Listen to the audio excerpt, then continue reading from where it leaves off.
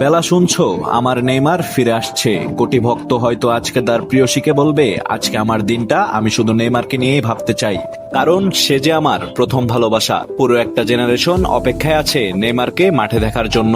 অবশেষে অপেক্ষার প্রহর শেষ হতে যাচ্ছে। ফুটবলের রাজপুত্র নেইমার ফিরে আসছে, আবারও সেই সবুজ গলিচায় ইতিহাস করতে। আগামীকাল ভোর 4টায় স্কটল্যান্ডের বিপক্ষে ম্যাচ দিয়ে দীর্ঘ 3 বছর পর বিশ্বকাপের মঞ্চে ফিরতে যাচ্ছেন নেইমার জুনিয়র। নেইমার ভক্তরা একটু বেশি দুর্ভাগা বললে ভুল হবে না, কারণ নেইমারের যে তাদের অনেক কিছুই দেওয়ার ছিল, কিন্তু পুরো ক্যারিয়ার জুড়ে ক্ষতবিক্ষত শরীরটা বারবার তাকে মাঠের বাইরে নিয়ে গিয়েছে। কতবার যে অপারেশনের টেবিলে যেতে হয়েছে তার হিসেব নেই অনেকের কাছে। কতবার যে মনে হয়েছে হয়তো আর আগের মতো ফিরতে পারবে না, সেটারও হিসেব নেই। পুরো ক্যারিয়ার জুড়ে বড় বড় ইনজুরি যেন তার পিছুই ছাড়েনি। তাই তো এই শেষ বেলায় নেইমার ভক্তরা হয়তো তার কাছে আর বিশ্বকাপ চায় না, ব্যালন ডিওর চায় না, শুধু চায় নিজেদের আইডলকে মাঠে দেখতে, আরেকবার হলুদ জার্সিতে দেখতে, আরেকবার গ্যালারিতে দাঁড়িয়ে নেইমার নেইমার বলে গলা ফাটাতে।